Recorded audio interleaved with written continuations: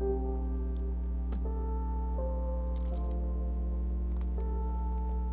not naked from the waist down, by the way. I got shorts on.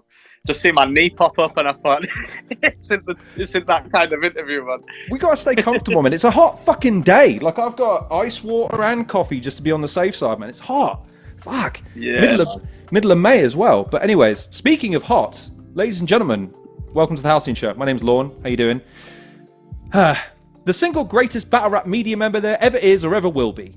Okay, in hindsight, there's nothing true in that statement. A truly dirt-brained thought. However, there's nothing hyperbolic when I say that today we welcome perhaps the single most seminal figure, dare I say, a very important person in the UK battle rap landscape today, and he's been away for time. He's an accomplished musician of 15 years, a seasoned live showman, having performed extensively across the world, to date having released 4 albums to critical acclaim. He's dabbled with a career in stand-up, having taken inspiration from his upbringing in a faraway land called Bradford. But perhaps you know him best as the catalyst for the biggest upswing in popularity that UK battle rap has ever seen.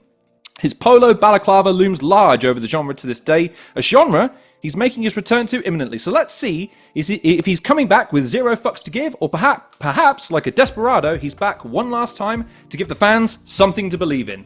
Ladies and gentlemen, it's the interview I never thought I'd see, you'd see, this man thought he'd see. Please welcome the often emulated but never duplicated Lunar fucking C is here! What an intro, man. Fucking hell. It had to be, because this is the one. Before we get into any of the other piddly-biddly stuff, let's take care of some business first. Let's get rid of the stuff that everyone's probably wondering for. Your return. You're doing the battle rap thing again, and soon, against a bloke called Madness. Yeah, man. So, yeah. Why? Why are you back? Why are you making your return, dude? You know what, man? I don't know, like, now and again I get the urge, and sometimes I don't pull the trigger, obviously, with me not battling in the UK for the last 9 years.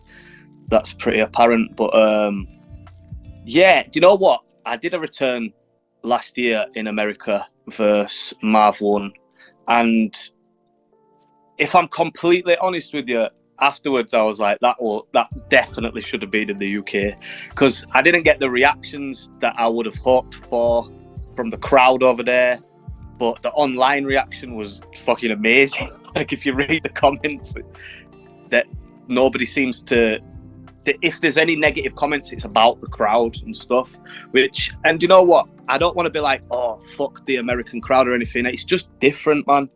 I'm different to what they're used to. My accent, my sense of humor.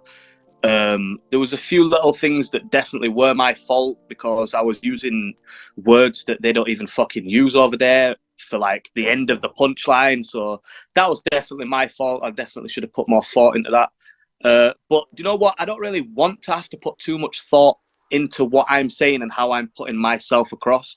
And battling in England makes it so I don't really need to. I can be fully myself. I remember back in the day battling in London and being like, these guys, are these Londoners going to get me as much as the Northern? And they do, bro. Like, it's and a lot of Northerners travel down there to see me battle, and it just feels like, it feels as much as home as it would have up north. So yeah, I think I owe it to myself and to my fans and anyone who's interested in seeing it to do one in the UK, man, at least one. So yeah, man, that's what's happening.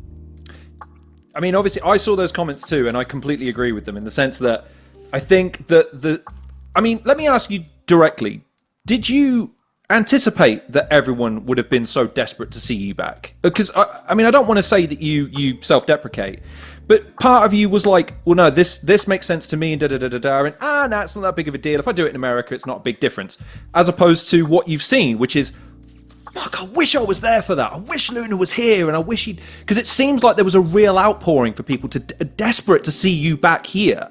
Like, did that cross your mind? Do you know what? It's mad, because from my point of view, I got a call from Disaster saying that he needs me on a fucking Grind Time event. I loved Grind Time. Like, Grind Time was my biggest influence at the time of me becoming a battle rapper. So that was almost like, and I was thinking about doing a battle at that time anyway. So the stars just aligned, and it seemed like something I couldn't turn down. It was just like a no-brainer. But from everybody else's point of view, there was like, man, we've been asking you to come back for 8 years and you've decided to go do it over there, and you're not gonna. And I had people saying like, they're not gonna get you, bro. Like, they're not even gonna understand what you're saying. And I was like, fuck that. It's my job to make them understand. And I was like, because I had to think like that, because I was already fucking booked over there. You know what I'm saying? So I'm like, nah, it's gonna be cool. I can't be defeated before I even get there. Do you know what I'm saying?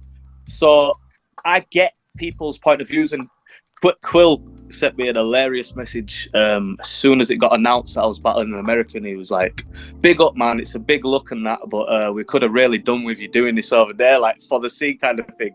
And at the time I took it like, fuck me, man, you're pissing on my parade before I've even fucking done anything.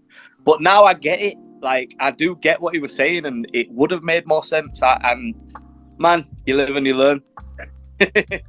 I suppose, but in a way, right, that's then broached it. That's now like, right, he could come, because I think for a long time people had thought, nah, he's done with it. He's done everything he needs to do. He said everything. He's exploring other things. He's doing other things, especially after like your stuff came up with your stand-up and you're starting to focus more on your music.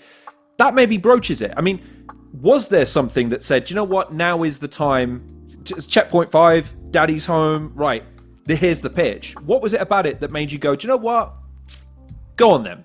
Right, let's go.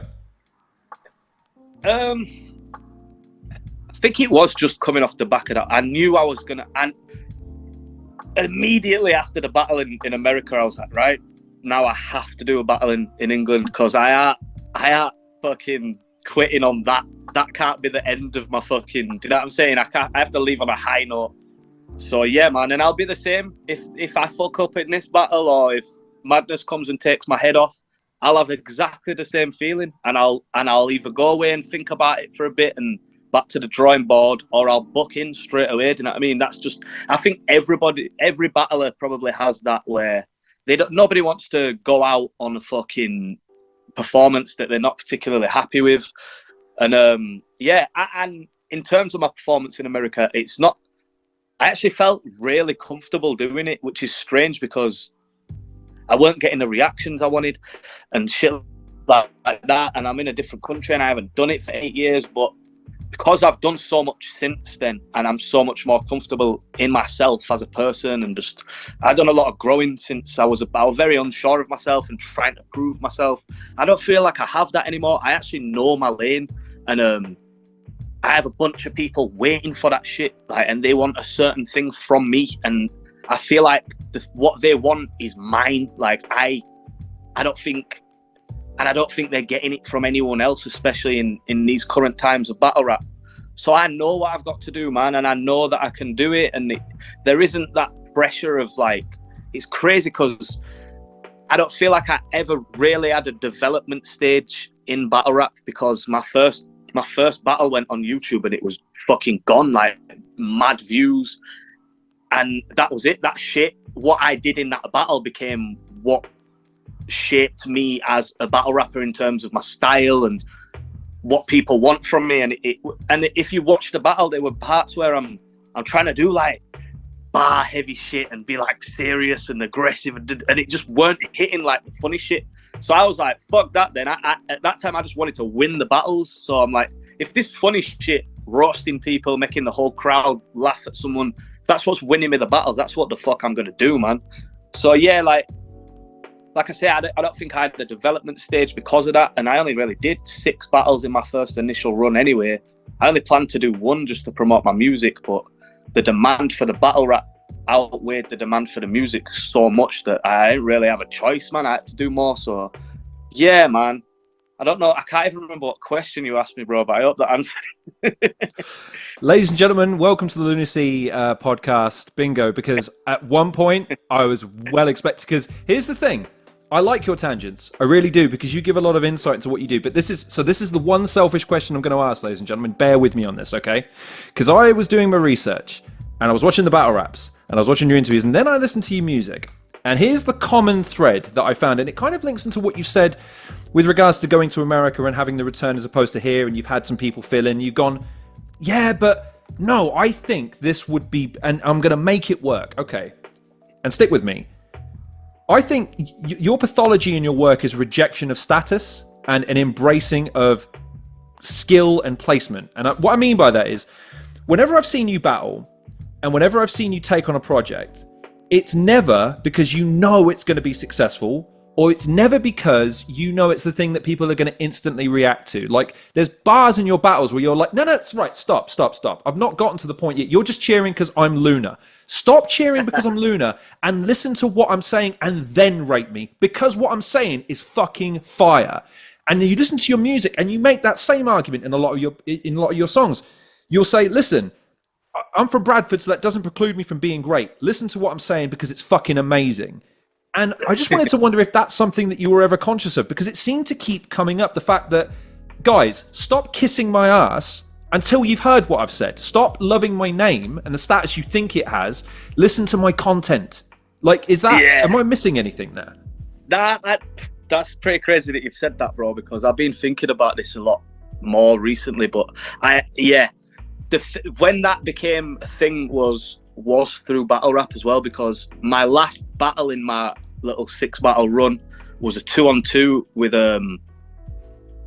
Matter, and I think I just lost a bit of motivation before that battle, because I was like, I don't know what I can do to take it to the next level, and I can't tell if this is the glass ceiling and it's all down from here. And I didn't know what I wanted out of it at that point. I was like, I don't know when to cut my losses and just use this hype for my music, which is what I ended up doing.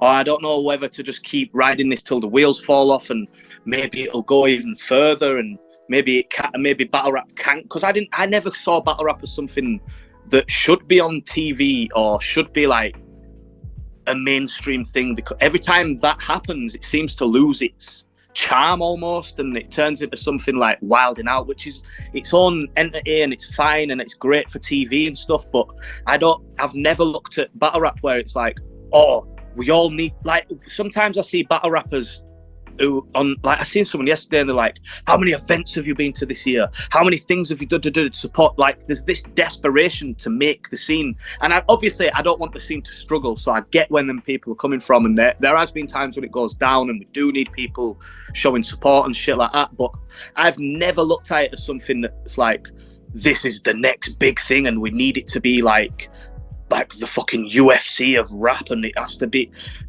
So when I got to that point, and I did the 2-on-2, my last one, versus Philly Swain and Zim with Matter.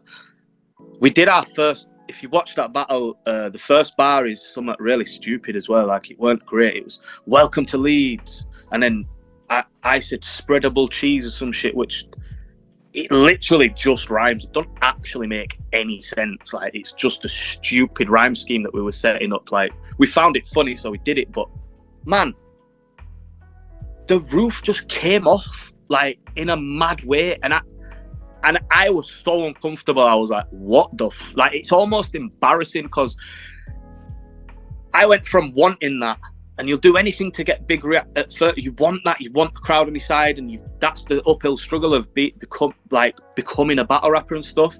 But then once it's just happening sort of without you deserving it, or it doesn't feel good, because you're looking at it from the other rappers' points of view, and they already hate me at this point. They're already like, oh, this guy ain't as good as everybody. I should be getting views. He's a cunt. All he does is funny shit. He's a fucking, like, all that shit. So I'm looking at it from their point of view, like, nah, I'd hate me too if this was happening. Like, if a motherfucker gets on stage and says the word spreadable cheese and the fucking roof comes off, I'd be like, what is this? Like, what has this turned into? So by that, and I'm like, for fuck's sake, like, you can see me I don't know if you can see it on the video, but I remember being on stage like, what the fuck, man? Shut the fuck up and let us rap. Like, that. Let us do what you actually want from us.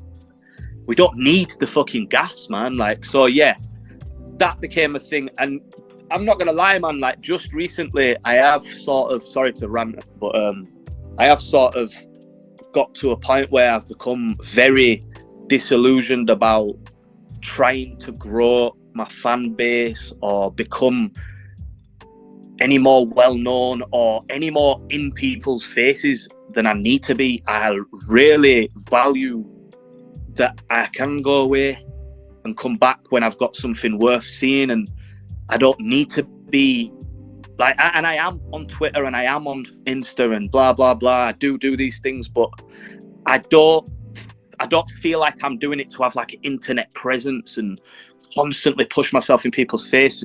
And it's because of like the artists that, there's obvious ones who do this, and they're usually like, I aren't really big enough to even be able to do that, so I'm kind of taking the piss. But because it's usually people like Frank Ocean and fucking like famous people who can go away and come back. And Kendrick's a good example. He goes away, you don't see him doing interviews in your face, posting selfies on fucking Insta. He comes back with an album and that's it. You wait for the next one, and I fucking love that, man. But there's artists in the UK who do, like Lee Scott, who for Blah Records, the label I put my last album out on, he's an amazing example for that, because you never see him mouthing off about his opinions on current topics. Like, you never see it, and I feel like you can get very bored of someone very fast and I've done that over the years a lot, man. I've just been a mouthpiece online and chatted shit about, just to be there, just to push myself and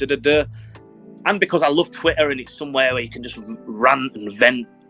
But I don't think it's the best thing for an artist. I think an artist should have a bit of a, I don't know, man. Well, I think it can be for some, but in your case, you have substance. You have a body of work that you are prepared to say, look, judge it on its own merit, whereas there are other people that do need to make themselves a personality in order to shift whatever it is that they're selling. But in that situation, I would argue that's horse before the cart, because what happens when people lose interest in you? Your only option is to become more obscene, more obscure, more fucking bohemian and all the rest of it, and you lose the thread of what you wanted to be when you became an artist, as opposed to you, who has always made a point of saying, no, the art comes first, man. I want to make what I want to make. I get that you think I should do this, or the trend is this way. No, but I feel I should be doing this. This would give me more satisfaction. It's what I know I can do well. It's what I can craft. So that's probably got something to do with that. You've never felt the need to lean into that more fucking bombastic celebrity style personality online, unless you felt like it. Nah, and the thing is, I definitely used to be a bit more like outlandish with the things I said, and that was more just taking the piss out of, like, I don't know, I was just kind of enjoying having a fucking following and being able to just say crazy shit that people wouldn't usually say. If I found that funny, and it was more like some amongst me and my friends, where it's like, one time I was like, I realized that there's a few artists, like, I noticed it about Tyler the Creator when he was younger, Tyler the Creator, and he was in Odd Future, and he just used to say crazy things, and like, I realized that it kind of lost its effect after a while, where people, it's almost like this boy who cried wolf type shit, where he can say anything now, and well, not anymore because he's kind of grown up a little bit, but it got to the point where he could say anything and people saw, oh, it's just Tyler the Creator just chatting shit. And I realized that I'd kind of done that to myself a little bit on Twitter, and I didn't like it. I was like, oh, nah, I've gone too far with, like, I've said such crazy things. And my boy was like, what do you mean? I don't get it. Like, people like you for that. And I was like, no, but what you don't get is and I used Kano as an example for some reason, but I was like, if Kano jumps on Twitter right now and says that he smokes crack, yeah, that's going to be in every UK media platform for the next 2 weeks, and people are going to be like, what the fuck is Kano doing? What's happened to him? Is he gone crazy? If I do it, it's going to get 14 retweets and 5 people are going to laugh, and it'll get forgotten about in the next hour, and nobody will ever bring it up again.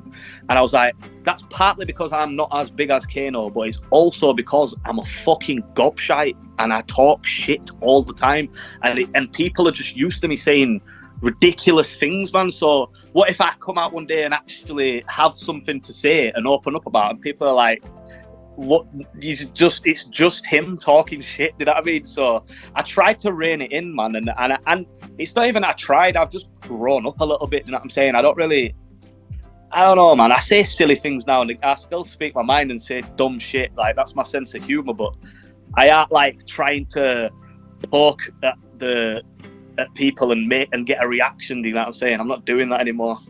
I think though, in not in defense of you, but in certain to kind of keep things in line with your character, you do have a bit of an obsession with the dark side. Let's put it that way. I think in your music and certainly in just the way you speak and just your outlook. But the weird thing is, it's not a fascination as like an endorsement of it. You like the sort of the absurdity of it. You kind of look at it and go, isn't it fucking mad that is a thing? And you kind of you poke at it, you make fun at it, you bring levity out of it. I mean, when did that start? Like, I mean, or has that just always been like, man, isn't that fucked up and kind of funny? Like, do you know what? This is something I've been talking about recently as well, because I'm constantly bringing up stories from my childhood to both of my brothers that they don't remember, and I only remember it because it's so crazy. And like, if something like ridiculous happens, I like telling it as a story. Just things like that. It's always been what I've been drawn to. Like, if something just ridiculously outrageous happens, I don't know, man. That's what I'm into. I like the oddities in the world. I like crazy shit. Like, I don't know, man. It's not even, like you say, it's not even particularly that I like it, but it just fascinates me. Like, I don't know, man. I can't really explain what I'm trying to say, to be honest, but yeah.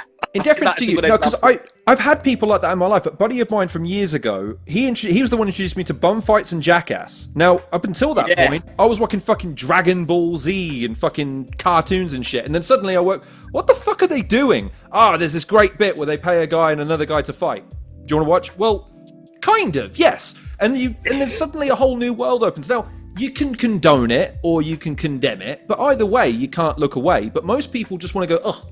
Oh, it's disgusting, it's good, and they want to just get rid of it. You seem to be the person that goes, listen, it's there, but why not talk about it? Why not just poke fun? Why not have fun with it? Like, you seem to not really let anything take you out of your stride when you're covering whatever you're covering. And that obviously comes through in your lyrics because, like you've said, you're not afraid to say what comes to mind so long as you can justify it.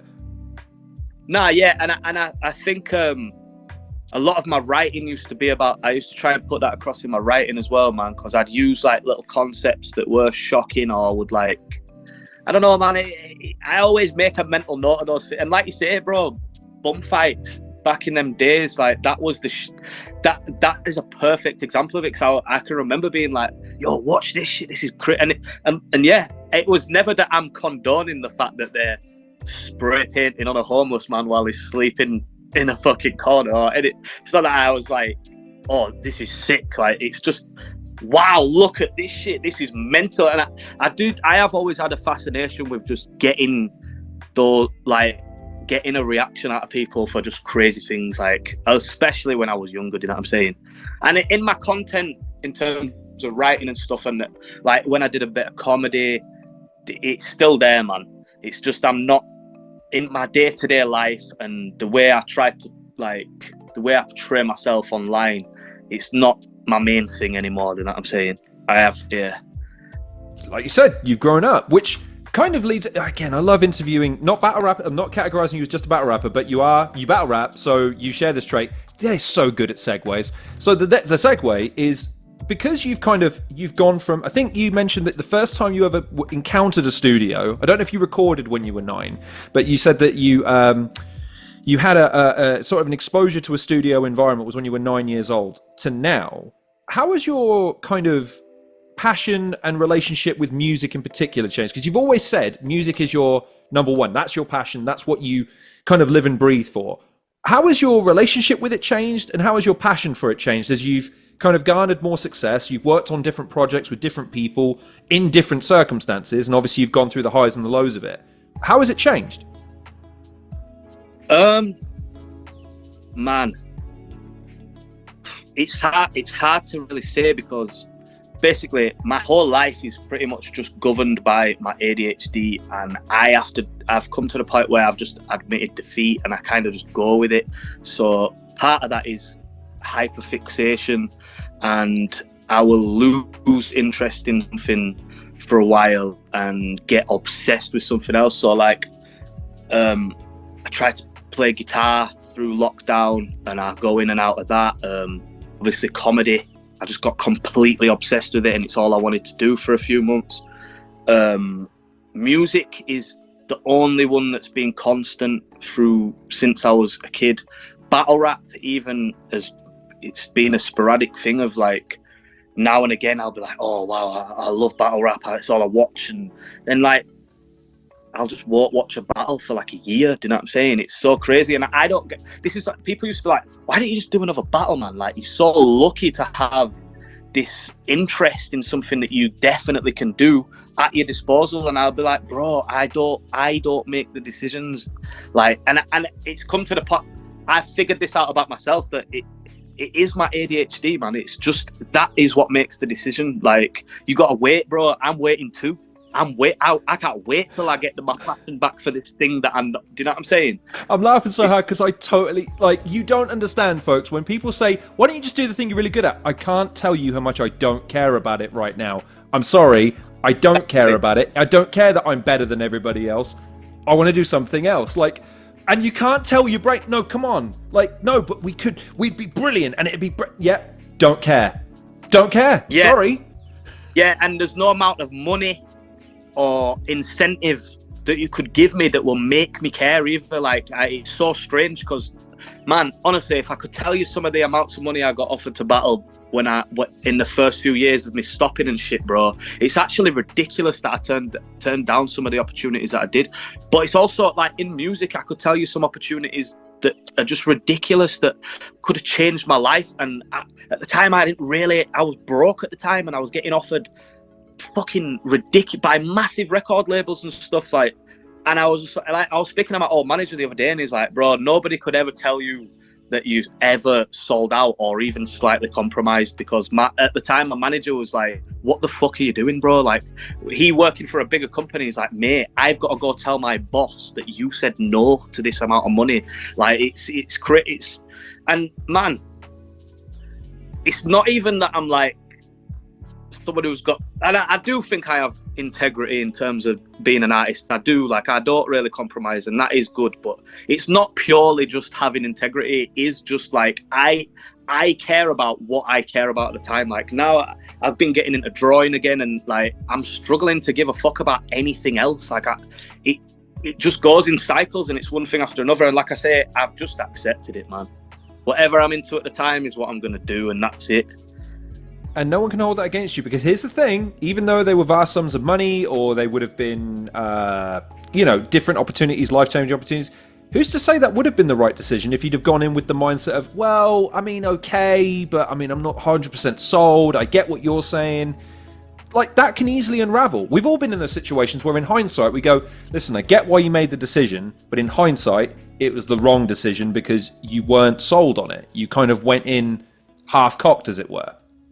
Yeah, and this is the other thing as well with that. I don't think I've ever been someone who is like, I have to force myself to be motivated by money sometimes, and I'm not trying to make myself sound like I don't care about. Everybody cares about money. I need money. I got to pay my rent. I can't have nobody looking after me, man. It's real life. Do you get what I'm saying? So I do think about things like that, and I do try and, like, man, we're all trying to make money, but artistically it's never been even a factor. It's so strange. But even in a financial sense, like, I tried to explain this to people years ago. I was like, mate, I could take this lump of money now and do this thing that's going to piss my fans off and alienate, and it might seem worth it right now because it's more money than I'm going to make from anything else, but the money that I'm going to make over the next 5 years by doing what I want to do is gonna be more than that anyway. So, like, in the long run, so even if you are thinking financially, man, it's about longevity, and I'd rather do 100-person rooms for the next 10 years than have a good summer and play all these festivals, bro. It's just how it is. And like, I see that, like, Jess, this artist who I work with, and he's doing that. He's not 100, he's doing bigger rooms than that. That's not what I was referring to. But he's had the longevity, and he's still doing what he's always been doing. And it's because he's not compromised, and he's got an amazing fan base, and he can still tour, he still does well with his projects. And I aspire to that much more than someone fucking getting a mobile or fucking getting a big features is also something I've never given a fuck about, because I don't ever want my resume to be a list of names of people who just jumped on a song with me or anything like that. I don't care. Like doing my own tour, I don't care how small it is compared to them guys. That's so much more precious to me, man. Like I'll remember that for the rest of my life. Do you get what I'm saying? So yeah, man, that's just different motivations, man. And I also don't hold anything against anyone who's in music for money. That's a fucking very logical thing to be in it for, man. If your plan in music is to just do whatever's popular and make 100 grand and fuck off and go buy a house, bro, more power to you, bro. Like that's a sick reason to want to do it. Fair play to you. Do you get what I'm saying? But that's 100%. that's not what I do. I do this because if I don't, I get depressed.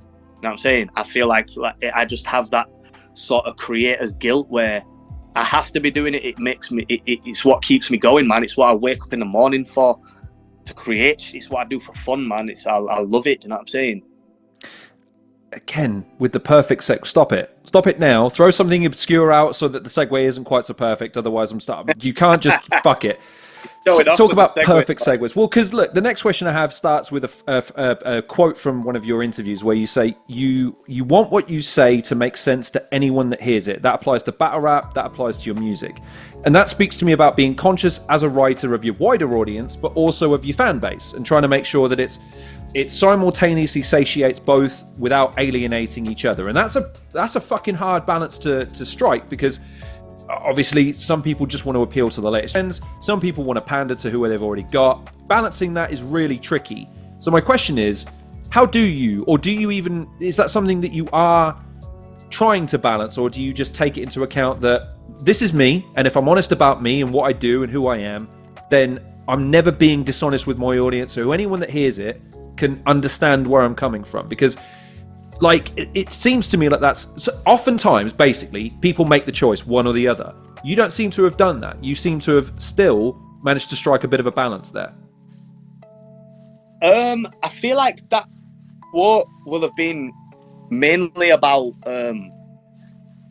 how I try to be quite blunt in my writing, and it was specifically about battle rap in your defense. You were tacking it onto an answer about music, and but then it kind of wraps it, because in battle rap obviously your style is very much, there's not, you try not to make it so, like, I think you referenced it like, I don't care if your sister's brother's cat wore a fucking pink hat, like whatever it was. Like not every audience member should have done the level of research I did to make sure that they enjoy the battle, as it were. Yeah. Nah, yeah, of course. That was that. Man, yeah, I kind of do pride myself on like being quite concise and getting to the punch quite fast, or wording. I don't want to word it in a way where it's going to alienate people because I've used the fucking word like just flexing my vocabulary or using references from a fucking book that only 2 people in the room have read it. You know what I'm saying? That's some people that works for, man, and that's cool. But I always looked at it like, man, people who I grew up with and the people who I was like saying my bars to before battles, where I'm like, oh yo, check this, I'm gonna say this in this battle, and I'm trying to like run it by them. They don't actually even give a fuck about battle rap. You know what I'm saying? So I always looked at it like, man, I've never sort of catered to the battle rap scene. I'm not trying to get a pat on the back from other battle rappers or be part of the like cliquey bunch of people who are, I don't know, who kind of run the shit, which I'm cool with them, and they're all fucking cool peoples and that, but I've always been a little bit of an outcast, and that's because people who I'm actually catering to are people who don't even particularly maybe even watch battle rap. You know what I'm saying? And that sounds crazy because it makes it sound like I don't care about battle. Man, I was the biggest battle geek in the world. I fucking watched every battle the day it come out, but nobody I knew did. I didn't know another person who watched battle rap.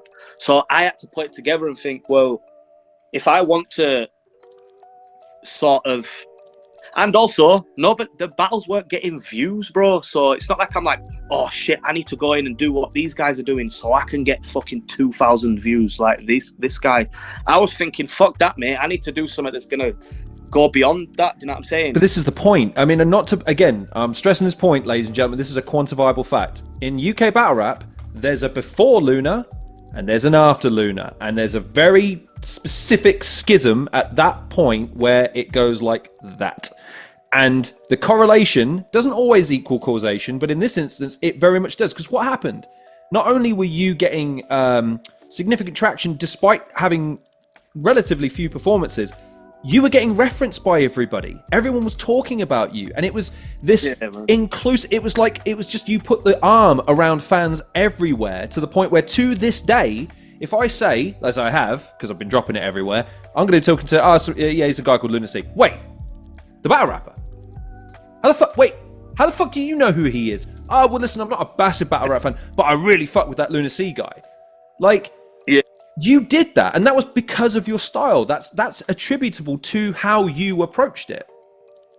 Yeah, and man, I'm sure, and it's a double-edged sword in it, because obviously that's great for me growing a fan base, and it was good for battle rap because I was bringing in people who wouldn't have necessarily even, and that had a knock-on effect for everyone else, man. I'm not the only, like, back then, people were struggling to get a couple of thousand views. By the time I'd left, everyone's getting 10, 20K on a battle, like, whoever they were, you know what I'm saying?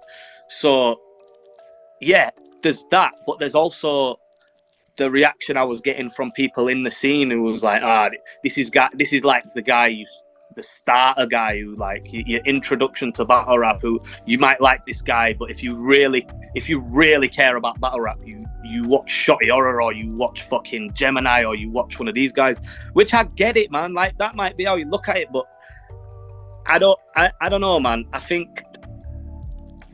I don't know. I just, because that wasn't ever my focus, it was always a plan I want to do this and use this platform to bring attention to my music. So I never, I had to cut my losses in that sense and be like, okay, I'm going to piss some people off. You know what I mean? Some people are going to be sour, and that's how it is, man.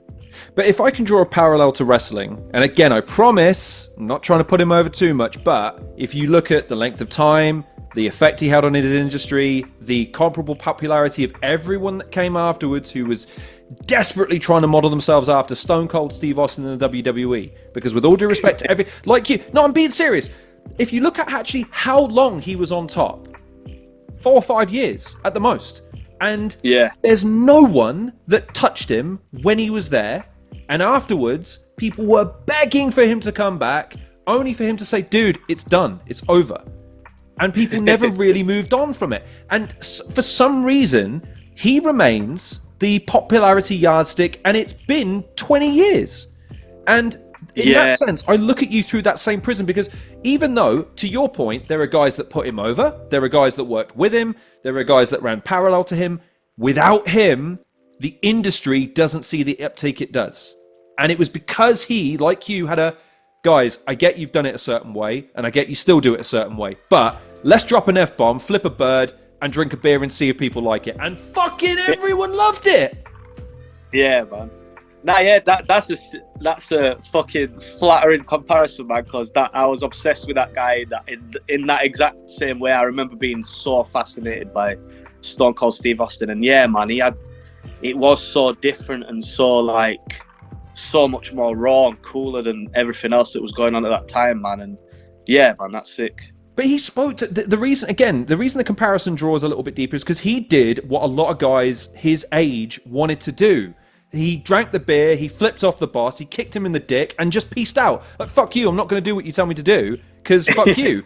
You, in a similar ilk, I'm not saying that you walked around, kicked her in the nuts and left, but what you did do was you were on stage being able to verbally eviscerate people. You made people you were their target for 20 minutes, half an hour. And a lot of guys our age were just like, man, if only I had the ability to be able to do that. It's so fucking cool what he's doing. And yeah, you had that, yeah, but just something I do, innit? Like, you had that cool, so you weren't like, love me. Everyone love me. Yes, bask in your great. No, you were like, mate, this is something I do. Like, it's that combination that really made you special in that sense. And again, a lot of people try and emulate that, but it isn't backed up in the same way. And it's just an odd, it's an odd anomaly in the history of battle rap. Do you not agree? Man, I'd be a bit of a narcissist to completely agree, but I think a lot of it was timing, man.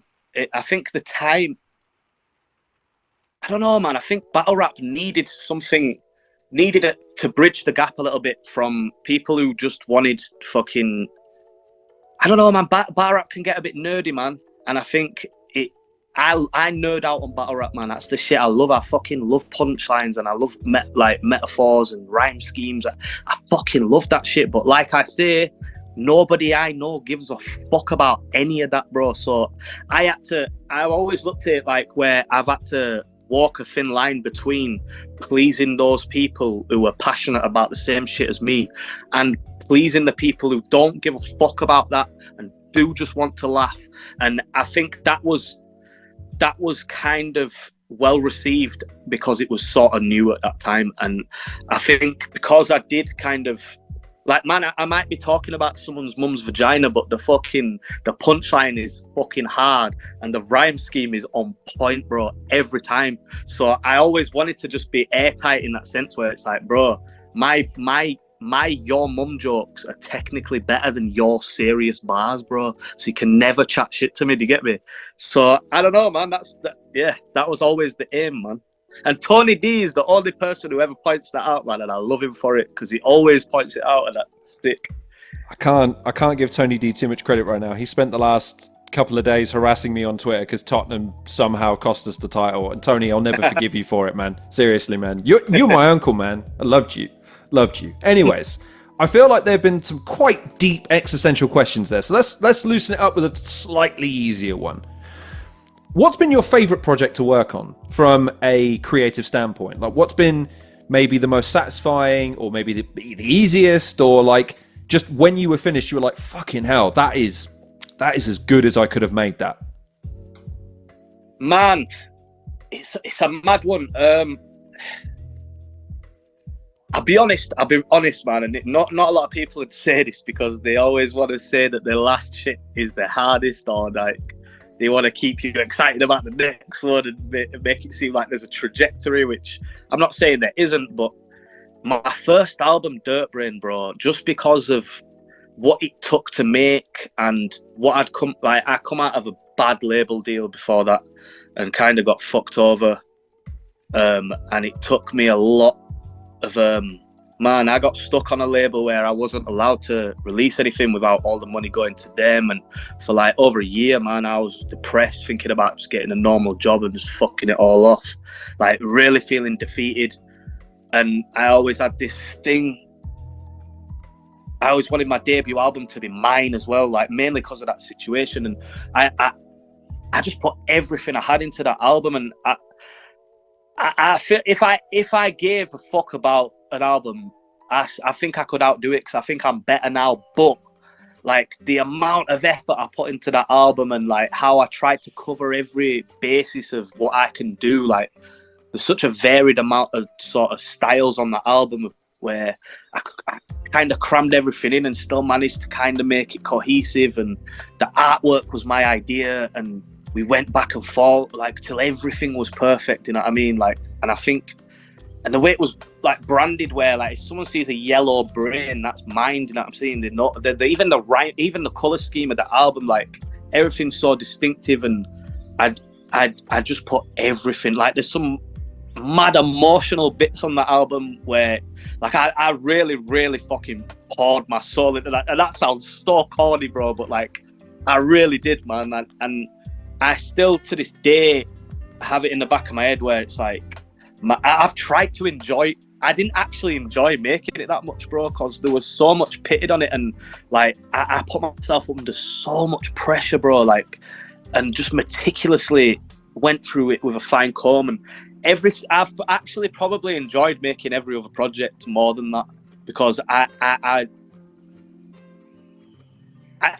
as you get better, you can do it a bit more effortlessly, and I still think like one day I should do another Dirtbrained and just put fucking it, and maybe that'll be my last album. Like it'll be a nice way to end my sort of run if I do another album where I just put that much effort into it and try and make it encapsulate everything that I'm capable of. Do you know what I mean? Because the problem with that is it is hard to make it cohesive.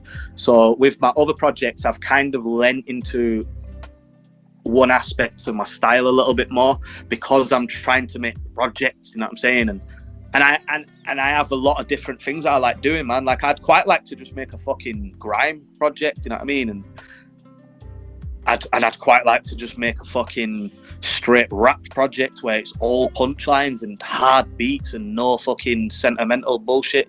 And I'd quite like to just make a fucking sentimentally sort of fucking singing on every hook, sort of fucking making love songs and shit. I'd do that shit too. Like there's a lot of different shit I want to do, but in terms of doing all of that on one project, that's the only time I've really pulled that off. Do you know what I'm saying?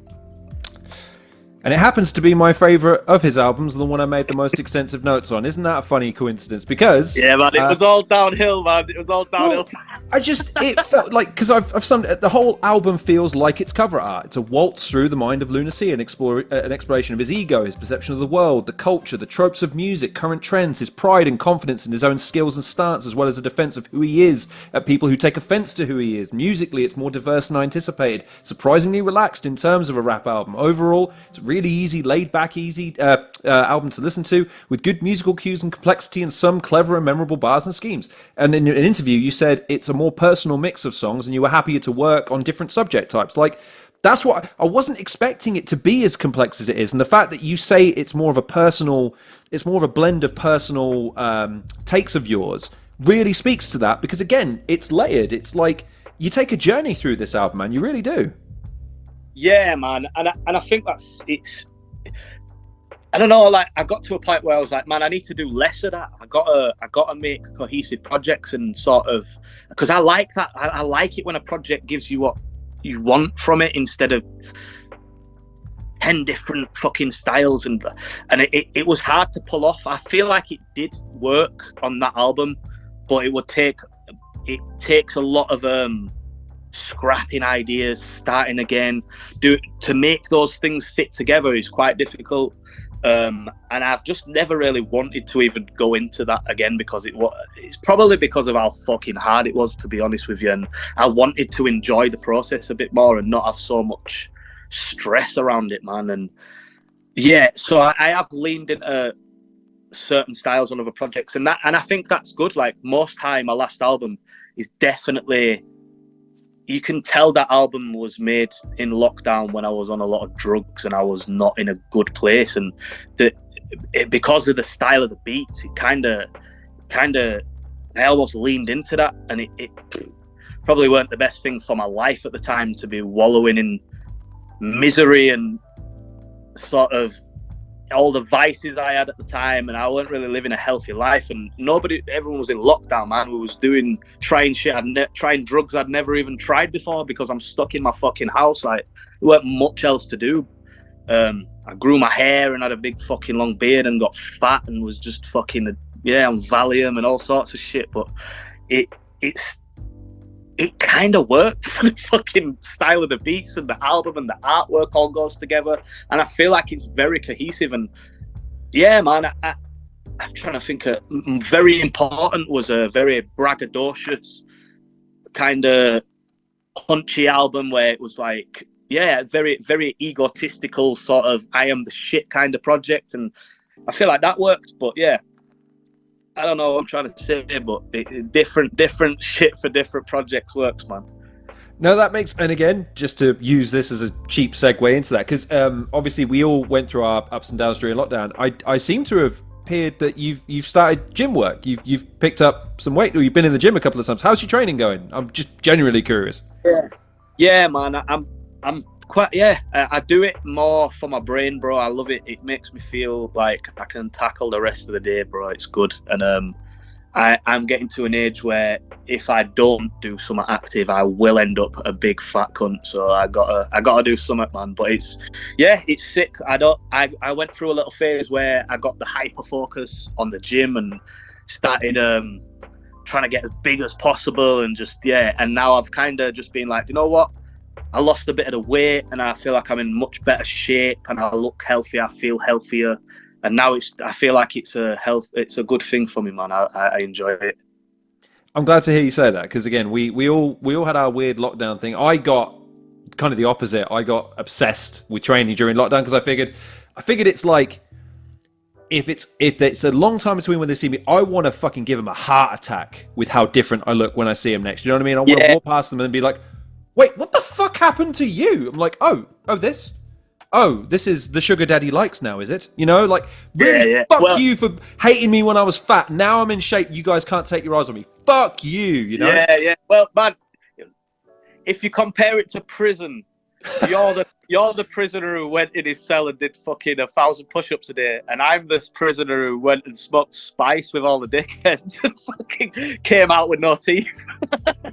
Well, we all gotta kill time. Like, you know, we're fucking in the house with nothing to do, and I have no talent, so I can't make music and well, I do draw a little bit, which is why I was impressed with your doodles, by the way. I really like the if you've not seen them on his social media profile, he posted a few the other day, and it was one of those weird moments where you go like, Luna can draw.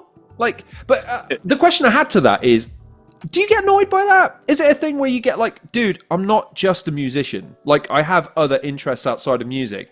So when fans or anyone's like, oh man, that's really good, I didn't expect it. Is it more like, well, why would you not assume that I know how to do other things? You know what I mean? Nah, man, I find it flattering, man. And I think I got to the point because of battle rap, when I came out of battle rap, and I had a long time where I was like frustrated because I'm like, man, I'm saying better bars on my music than I ever have in a battle. Like, I'm putting so much work into this, but because I'm not saying it in someone's face about them, and then you take out the confrontation element, and which I think is a lot of what people like, for whether they like to admit it or not. They love the fact that you're stood in someone's face telling them about themselves. People love that shit, right? So I had a long time where I was like, man, this is so frustrating. No matter what I say on a song, it don't matter compared to what I say on a stage to another guy. So that wound me up for a long time, and I didn't like that for a long time. And then it got to the point where I'd done a lot more in music and sort of carved out my own little fan base in that and kind of got what I wanted out of it. And then I just became more appreciative of, like, man, I don't care what you are a fan of that I do, whether it's drawing silly pictures or you like my comedy or you just like the dumb shit I post online or my music or my battle. I don't like it. I'm blessed for someone to be a fan of that shit or taking notice of it, even, because, man, that is a blessing. Like, I see some really talented people who have 100 followers who are better than me at some of these things. Like, man, there's a fucking million people out there who are better at drawing or playing guitar than me, and they post a video and get 5 likes, and I'm like, bro, if I posted that, people would go fucking, do you know what I mean? So I am blessed, man, and I don't look at it in the same way that I used to, man, and this is what's brought me back to maybe being able to battle again, because I don't see it as much of a negative thing.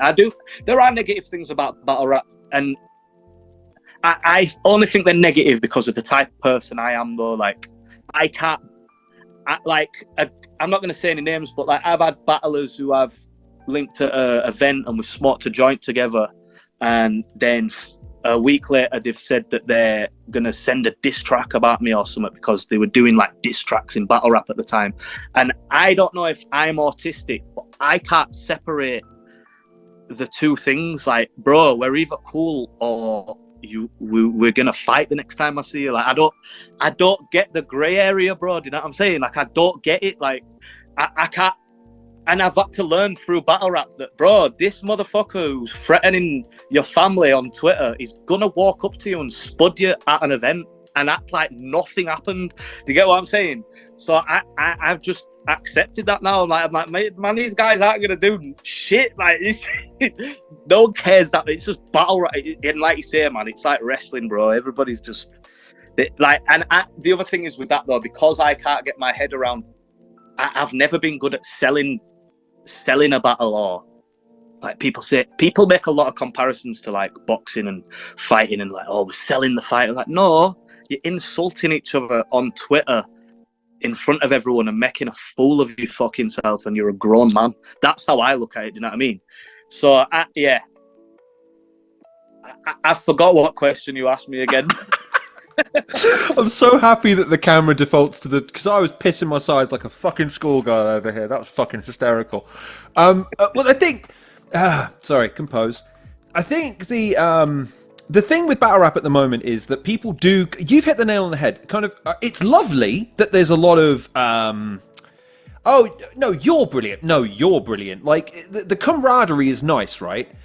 Yeah. Let's not forget what you're gonna do. And with all due respect, as an audience, you're kind of insulting them, aren't you? If you're living out the gimmick in public, you know what I mean? It's the old. Yeah. The heels can't ride in the car with the faces, because when the fans get to the arena and they see you beat two oh, you slept with my wife. No, well, I'm going to beat you up. Yeah. And then they go home in the car together. The audience goes, why the fuck did I just pay to see you guys apparently fight? You know, it's a weird one, because, yeah, you'd want the fans to have a little bit more, you know, cachet with just the skill of it all. But they don't. They do buy into the conflict of it and not the violence, but you know what I mean. So I guess the question is, like, how do you view that through the prism of someone that was excellent at it? Is there another form where you would rather direct that skill at, or do you think that just battle rap is what it is and it's the best way of kind of utilizing that skill for the time being? Because you were talking about it in the musical sense, like if it's on an album, it doesn't hit the same because there's not the audience to go, oh man, I can't believe he said that about him. You know what I mean? Yeah, man, I don't know, because it depends how you look at music, because I love saying crazy punchlines that I know will make other rappers think, oh, I wish I thought of that. Like, that's, as someone who writes like that, that's kind of the aim. Like, I want Tony D and Shotty and like other music artists fucking to listen to my shit and be like, oh, I wish I thought of that. Do you know what I mean? And I get that from their shit. Like, I'll be like, motherfucker, that punchline's sick. Like, that's usually. But also, I don't listen to punchlines, bro. Like, it's usually quite shit. Like, usually the guys who are saying crazy punchlines and coming at it from that angle, the music's usually it's not got the vibe as much. And I like the more flow-driven stuff that. I don't know, man. It's not like punchlines aren't really a good thing to completely focus on when you're trying to make good music. To get what I'm saying? And so I've now realized this and been like, you know what? It's good that battle rap's there for that, because it is so appreciated, man. And I love watching the room pop off of. It makes me feel like I'm not going crazy, bro. Like this shit is fire. Like, man, this is the shit. Like, these punchlines are worth getting excited about. But I've kind of accepted that in music that might not ever be again. I mean, it will just, like, obviously, if your music sounds fire and you're saying some crazy punchlines on it, then I'll love it.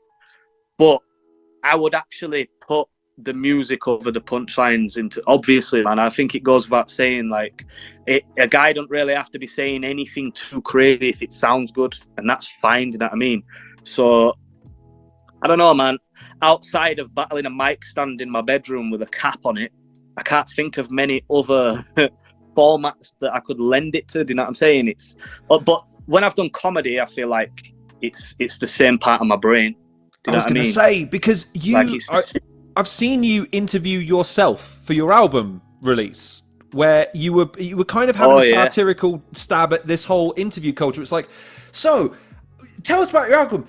How do you think about it? Well, I'm not going to tell you it's shit, am I, you fucking idiot? Like, you were having a kind of a dig at the sort of robotic, almost dehumanizing nature of it, and then you were kind of smoking and blowing smoke, and the guys, so how you feel? Like, could you see yourself exploring that more satirical side of you in other ways? Like, I mean, I'm not saying you're going to hit Hollywood, but like, is there a way that you could see yourself being more theatrical in some of your projects? Or, because you got your stand-up as well, and you could always utilize your sartorial nature in that, but like, is that something you could explore maybe?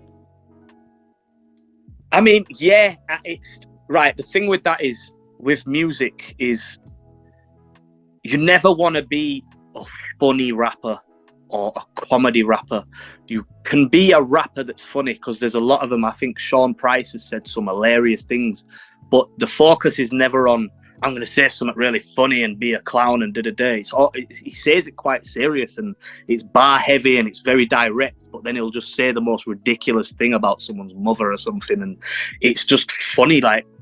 But I think when you start trying to be like, hey, I'm a comedy rapper, or like doing shit that like maybe a parody rapper would do, I think you've gone too far with it, man. Like, I would never try to be I don't know, I think there's a difference between being a funny rapper and a rapper who's funny. Do you get what I'm saying? Exactly, because I think some people who become satirical become voices for people. They become a conduit for people that can't say the thing that you're saying. They always say the same thing when you do something satirically well. You go, "That's what I was thinking. I just don't have the words for it." Yeah. Whereas you seem to capture that in some of the stuff you do when you go off. Again, it's the thing of, do you know what? Why didn't I think of that? It seemed so obvious, but you capture it in those moments.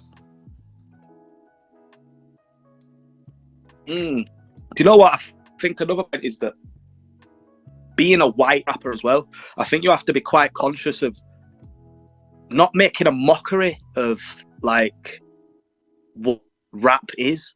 And I think there's a lot of white parody type of rappers where it's almost offensive, where they're like, oh, look, I'm a nerdy rapper who uses big words, and I wear glasses, and I'm not like those other black rappers. I'm this. I think that's quite offensive to rap and just to black people. Like, I think that's a crazy angle to come at, and I don't think anyone who's really of the culture or even sort of a fan of it for long enough would want to approach it like that. And I think, yeah, you've got to have some kind of self-awareness in that sense, man. I mean, you do what you want, right? As long as you know it's coming from a good player, you make some funny rap if you want. It is what it is. But I think you should be mindful of that if you start getting a following, and yeah, know what you're trying to bring to the table, man, and who you're trying to piss off and who and why. Do you know what I'm saying? I never like that shit where, like, I mean, Lil Dicky's good in it, but the one I get that a little bit from him, where it's like, oh, I'm a funny white rapper, and there's a lot of people who've come after him who aren't as good as him, who do it, and it's just it's kind of gross, man. I don't like it. You know what I mean? So yeah, you've got a. I don't know, man. I don't feel like I have to try, though, to, like, it's not like a thing I'm having to be constantly conscious of, because I think my angle's quite clear, and that I'm not trying to make a mockery, and I have respect for the art form. And so, yeah, man. Segueing slightly, one of the, in fact, it's my favorite. I mean, I know that, oh God, Retry 2 is everyone's favorite, but my favorite Fire in the Booth ever was your third. And thank you, man. There's a line in it where it's the season this is. Check out my jacket. I don't care what season this is. If you steal one of my bars, I'm sending you a cease and desist. And that bit in the middle, right, was just the punctuation of a flow throughout that beat that I showed to everyone and say, listen, if you want to know what I think rap is when it's done well, it's this, because it's clever, it's funny, it's sharp, it hits hard. You follow every beat, you follow every word. It makes sense, and you can just vibe to it, you know what I mean? But I asked that not just to finally say, because, you know, I've listened to that fucking 30,000 times, and just to say I'm a massive fan of that particular performance. You did a magnificent job. What's the coolest thing in your mind you've ever done in your career? Like, you've done a lot of cool shit, so I've got to think that there's some moments where you go, that was pretty cool, but like, if you pick one up where 9-year-old you steps into the studio, you from now walks in and goes, dude, you're not gonna fucking believe this. This happens. What would be the moment you tell yourself? Man, there's been a few, like, man, I've been to different countries. Just like, I never went on a family holiday when I was a kid. Like, we never really had money. I never really went abroad or anything like that. I think the furthest I ever went was London. So it took me to different countries, which is fucking amazing.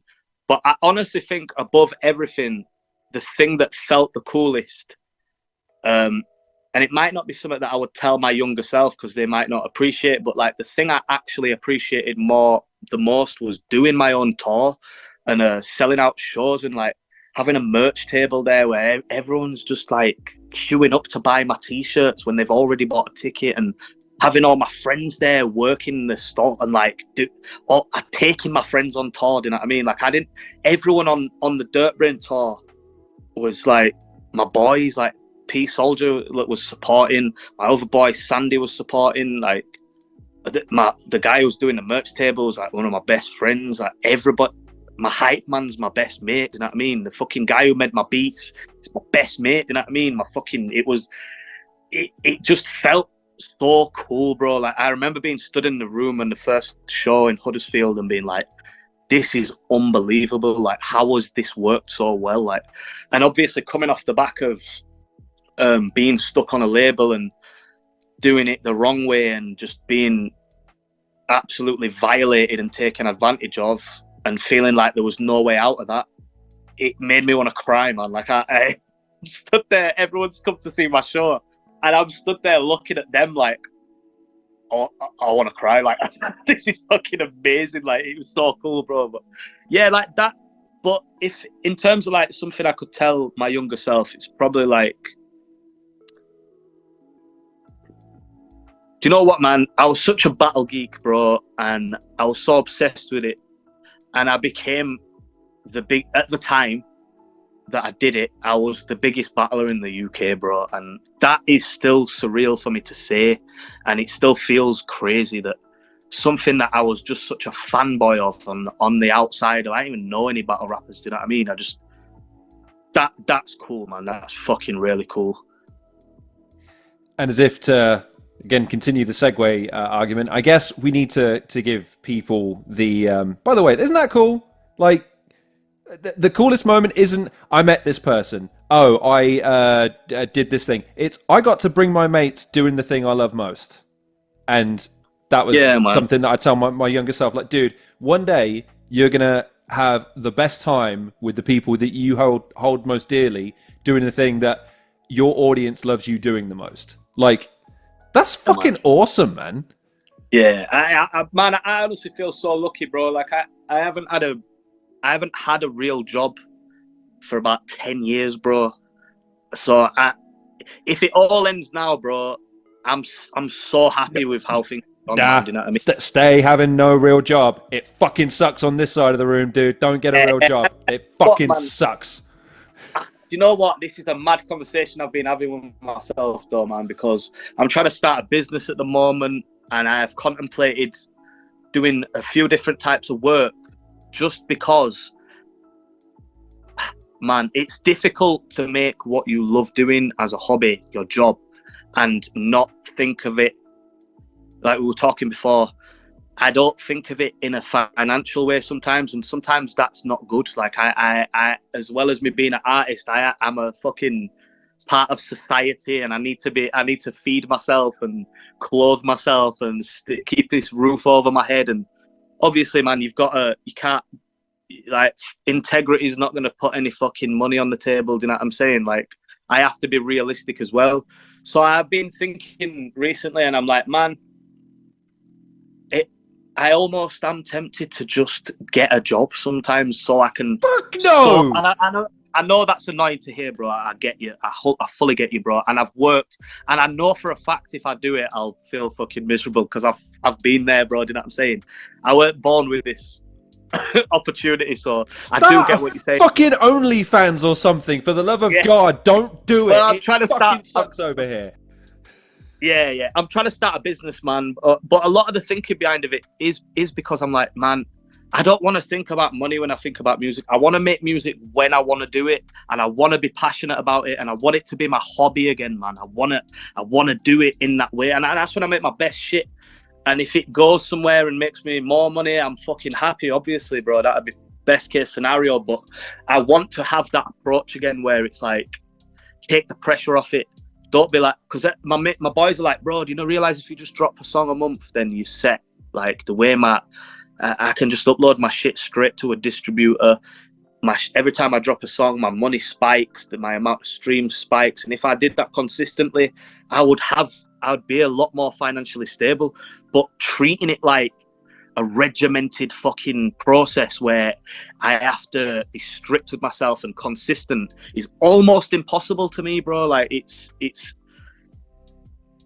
I don't want it to be formulaic or forced in any way. So I have had a constant battle throughout the years of, and I know woe is me not even having to do a real job. Like I get that that's like, but yeah, like you still have the battle in your head of like, man, how do I approach this? How do I keep it going? Where do I see it going? How long do I want this to last? How long is it realistically going to last?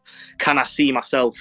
And I've always just said, you know what, mate, if I end up having to work in Tesco in a year's time, I've had a fucking good run, bro, and I've had an amazing time doing it. Do you know what I'm saying? So yeah, man. 2 more final questions, and I feel like we've got to give the Battle Rap fans something, which is, obviously you're making your return to Don't Flop after nearly 10 years. And the question is, how do you feel about that return, that period, when you look back to Lunar on stage versus, it was O'Shea in 2015, right? What's that, sorry? Sorry, it was the last time you were in Don't Flop, the last time you performed. That was in 2015? Think so. It was 9 years ago. So yeah, I think, yeah. So the fact that it's been nearly a decade, and there's going to be people there, and I again, believe me or not, that are going to be going, we are not worthy as you're walking through the door. And I imagine, again, to draw the Stone Cold comparison, you're going to go, hi, Don't Flop, and the roof is going to, it's going to be the, what? Everyone's going to fucking go nuts, right? How does that feel? Like, is it just another day at the office where it's just like, right, I'm here to do my thing, let's do this? Or is it going to be a moment to take in because maybe you're not going to do too many more of these? If maybe this is the last one, who knows? Are you going to take the time to smell the roses, as it were? I haven't thought of it like that, to be honest, because obviously my focus has been on my material and not coming out at the other end disappointed in what I've done. And yeah, you there to do a job. What's that? Sorry, you broke up for a second there. You're there to do a job. You're there to perform. You're there to right. It's go. Daddy's home. It's go time.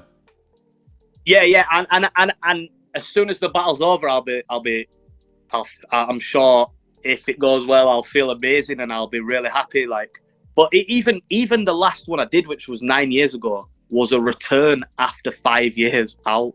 So I remember being on stage and grabbing the mic after the battle and just thanking the crowd and being like, man, it's insane that people still even want to see me doing this. And that was after 5 years ago. And that was 9 years ago now. So, man, I'm definitely going to feel like that this time. Do you get what I'm saying? And I do. Yeah, it will be emotional. It will. But I can't be thinking like that now, man. I can't be getting emotional about and sentimental before my battle, man. I've got to be in kill mode, man. All right, and the final question, and this one might take a little wrestling, I'm sure, but I'm curious. What? Maybe not because you're not done by any stretch of the imagination, but when it all is said and done, what do you want the legacy of Lunar C to be? When you look back at your body of work in terms of your music, in terms of your battle rap career, in terms of your other adventures, like, what do you want people to take away from what you were as Lunar C? Like, what were you trying to do? Like, what were you trying to say to people or give them or make them feel? Or like, is there anything that comes in your mind when you think, man, when I hear people tell people about Lunar C, I want them to say this: he was fucking this, or he was that, or man, when you heard a Lunar C album, this is what you got. Like, is there anything that comes to mind there? Man,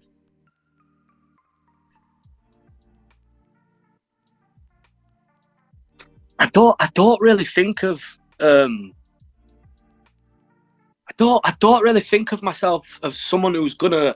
I'd never think about my legacy, man. Like, I mean, I do in a sense of like, I'd quite like when I die for people not to hate me, or like, I don't know that I take this shit with a grain of salt because, man, if I die tomorrow, people are gonna overhype my shit. and act like I was even better than I was. Do you know what I'm saying? So legacy is a difficult one because I try to not fucking... Man, it's such a weird one because I do actually think about this in this way a little bit now and again. And I don't know, man, you're in danger of sort of valuing other people's opinions on who you are a bit too much, bro.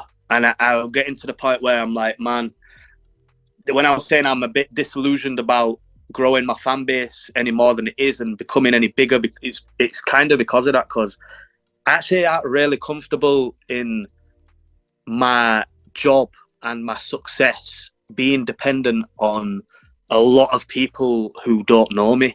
That actually feels quite uncomfortable. And I don't, man, I have been kind of thinking about this recently, and this is why I need to take a step back sometimes and just gain some perspective on what I am actually trying to do with my life, as well as what I'm trying to do as an artist, and separating the real world and the internet, bro. Because this is the thing, man. Talking about legacy is such a sentimental thing that is kind of irrelevant to my life, because when I'm gone, I'm gone, innit? Like I got to enjoy this shit while I'm here and be in the moment, man. And it's hard.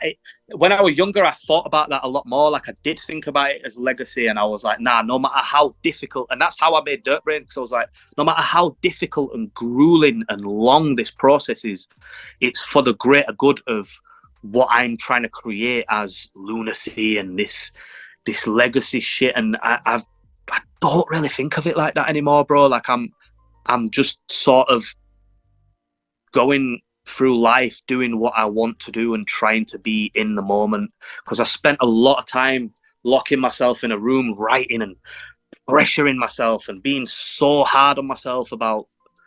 And I think people don't see that side. They think, oh, he don't take it seriously, everything's a joke to him. But really, man, like a lot of my early days doing this, I was fucking so hard on myself, bro, and I tried so hard. Like them battles, bro, like I was confident because I was like, mate, I've spent every waking second of this last month figuring out ways that I can take your head off and not come out of this as a loser. Like, and I did. It's not like I might have been saying silly things and but bro, that shit was thought out. Like I did my best. You get what I'm saying? So yeah, like in term, it's very similar to what I was saying about my projects, man. I'm trying to enjoy shit a bit more, and then I think towards the end of when I do start wrapping shit up and looking at shit as a catalog and how I'm going to round it off, I'll try and lean a bit back into that energy where it's like, nah, do you know what, it's time to knuckle down, do some shit that I'm going to be fucking proud of. And yeah, but I actually haven't been thinking like that over the last few years, to be honest, bro. So I don't know, mate. I don't know what I want people to think of me as, man. Like, hopefully not a shit house, and that's good enough for me. I mean, I only asked that question because I'm 34. I feel like I'm nearly dead, so I think about my legacy almost constantly. And they tell me, oh man, you got to your 80. Bitch, I ain't seen 50. There's no fucking way. So, yeah, I think about it a lot. But you're right. Like, there's something to be said about just being present and not considering the future and the past. But that's a deeper and more existential question than we have time for, or people want to Yeah. listen to me waffle about. Well, you know, if you Yeah, want to man, get into the meaning of think... life and shit like that, we can, but I don't know. I think, oh, you're all gone. Oh, you have all gone. Oh, okay, fair enough. You know Nah, what I we'll mean? do that on the next one, man. That's for the next interview. We'll do some Zen Buddhism and philosophy. Well, for now, I think the final question, of course, because we're on brand here, I guess, is as if they don't know, where can people find you? Where can people follow you? And you have a battle coming up. We've mentioned that once or twice, but is there anything else you'd like people to be aware of? Anything else you want to say? Hey, fucking buy this when it comes out. Like anything else along those lines? Man, not really. I'm gonna do this battle, and then I'm gonna get back on my music. I actually made a project, and the guy I made it with, we didn't fall out, but it went a bit weird, and we aren't releasing the project now. So I have a whole album sat on my laptop that's not going anywhere. So I'm gonna make another album. I have already planned it. I think it's probably gonna come out on Blah Records. So yeah, I'm not gonna say look out for that because I'll let you know when to look out for that. But man, I'll be dropping songs. I've been trying to do that a bit more, like just drop singles, like loose ones. So as soon as this battle's over, I'll be back on that, dropping new songs and stuff. So yeah, definitely look out for that, man. And yeah, me versus Madness, June the 1st. If this comes out before then, get a ticket. It's in Brixton. Yeah, all my socials, Lunar CFT on Twitter. I am Lunar C on Instagram. I'm trying to get my One Punch Willie Instagram back. Yeah, and I got a TikTok that I don't really use, so I won't bother. Well, that was the interview that no one thought they'd ever see. So just on camera, before I stop the button, suck it, motherfuckers! That's what happens when you're polite and you actually hold yourself accountable. Right fucking there. How do you like them apples?